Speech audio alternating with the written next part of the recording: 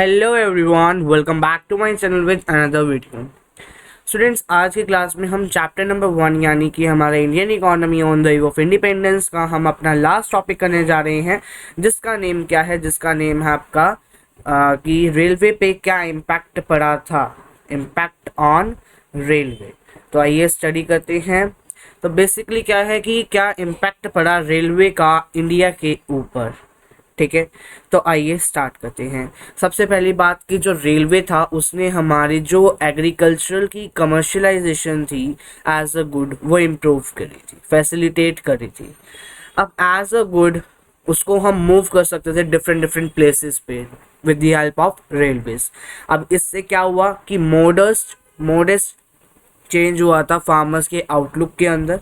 Outlook क्या होता है कि जो पेश मतलब जो कपड़े वगैरह या फिर यू कैन से कि जैसे कहते हैं ना कि वैसे तो जज करते रहते हैं लोग कि इसके कपड़े कैसे हैं, ऐसे हैं वैसे, उससे जज करते हैं। वैसा ही एक तरह से आउटलुक कह सकते हैं। आउटलुक आपको पता ही होगा कि कैसे हम दिख रहे हैं, सुंदरता वगैरह दिखाते हैं जो लेडीज वगैरह, वो बॉयज भी जेंट्स भी दिखाते हैं।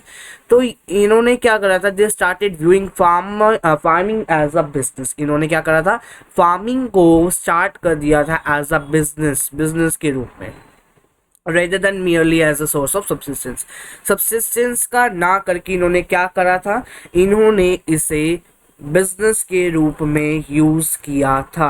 किस वे में यूज किया था? इन्होंने बिजनेस के रूप में इसे यूज किया था। जस्ट होल्ड ऑन, मैं एक बार माइक लगा लूं। तो इंसर्ट तो मैंने कर दिया है, 1 मिनट रुक जाओ।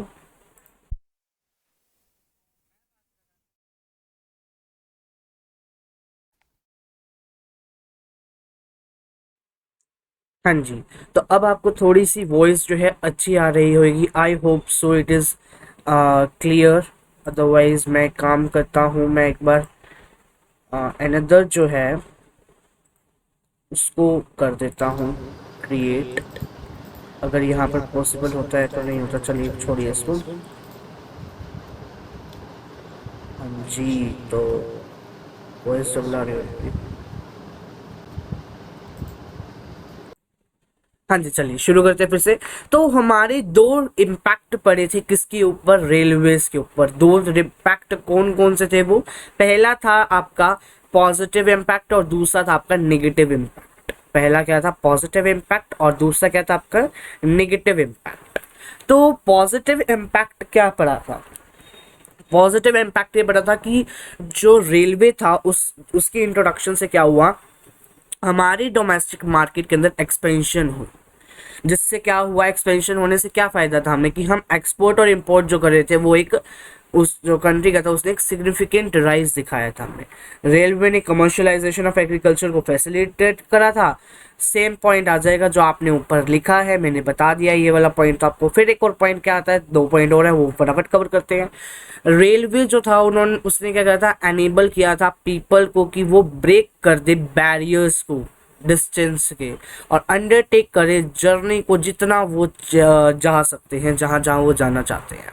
इससे क्या हुआ, कल्चरल एफिनिटी आई किसके अंदर? कंट्रीमैन के अंदर।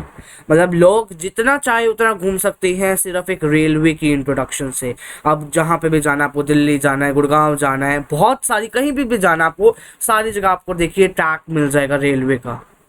तो आप रेलवे की हेल्प से जा सकते हैं, और वो भी बहुत सस्ता पड़ता है, because it is a government service, right. Government की सर्विस है इसलिए ये बहुत सस्ता भी पड़ता है। और अगर आप खुद की ना करके आप ट्रेन की हेल्प से जा रहे हैं तो आपको बहुत ही ईजी पड़ जाता है ये, ठीक है ना। फास्टर मूवमेंट होती है क्योंकि इस पे कोई ट्रैफिक वगैरह नहीं होता है रेलवे के अंदर, क्योंकि ट्रेन जो है वो टाइम के ऊपर चलती है, टाइम बेस पे चलती है। जबकि अगर हम देखें रोडवे पे जाते हैं अगर हम, तो वहाँ पे आपको टाइम लग जाता है, वहाँ पे आपको क्या लग जाता है? टाइम लग जाता है, राइट। तो उस टाइम की बचत के लिए, उस टाइम की बचत के लिए हमने क्या करा है? रेलवे बनाया है। क्या बनाया है? रेलवे का इंट्रोडक्शन किया है। अब ठीक है, आपको थोड़ा और बड़ा कर दिया स्क्रीन को मैंने। हाँ जी, तो अभी हो गया। अब आया हमारे पास क्या? फास्टर मूवमेंट हुई, ठीक है। जिससे क्या हुआ, बहुत सारी फेमाइन्स का स्प्रेड के अंदर कंट्रोल हुआ। फूड सप्लाई जो थी वो पीपल के पास पहुंच नहीं रही थी ड्यू टू स्टारवेशन, लेकिन अब वो पहुंच पा रही है।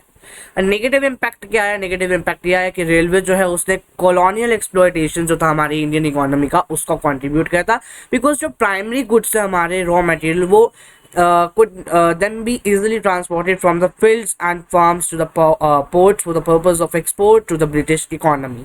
अब रेलवे की इंट्रोडक्शन से क्या हुआ था कि जो हमारे छोटे छोटे फील्ड से फार्म से उनकी उससे क्या हुआ था रेलवे से कि वो वहां से लेकर वो पोर्ट्स के पास लेके जाए थे, ताकि उन पोर्ट्स की हेल्प से हम उसे एक्सपोर्ट कर सके ब्रिटिश इकोनॉमी के अंदर। तो ये नेगेटिव इम्पैक्ट था ब्रिटिश की रेलवे की इंट्रोडक्शन। और क्या था कि जो फिनिश गुड्स से जो हमारी इंपोर्ट हो रहे थे वो इजीली ट्रांसपोर्ट नहीं हो पा रहे थे due to interiors of the country. Interiors of the country के लिए for the purpose of sale की पर्पस की वजह से वो इंपोर्ट नहीं हो पा रहे थे। इसलिए जो रेलवे है उसने क्या कर दिया, स्प्रेड कर दिया डोमेस्टिक मार्केट प्रोडक्ट्स को, डोमेस्टिक मार्केट को फॉर ब्रिटिश प्रोडक्ट्स। ठीक है, आगे आगे कुछ नहीं है, आपका चैप्टर यहाँ पे फिनिश होता है। फिनिश होने के साथ साथ हम चलते हैं अपने नेक्स्ट चैप्टर की ओर। पिछली वीडियो के अंदर आपने ये टॉपिक कर लिया था जो कि आपका था इम्पोर्टेंट पॉइंट्स का। इम्पोर्टेंट पॉइंट्स आपने कर लिए, इम्पैक्ट ऑफ रेलवे कर लिया है। तो मिलते हैं आपसे जल्दी ही नेक्स्ट वीडियो में with new chapter. Stay tuned everyone, thanks for watching this video.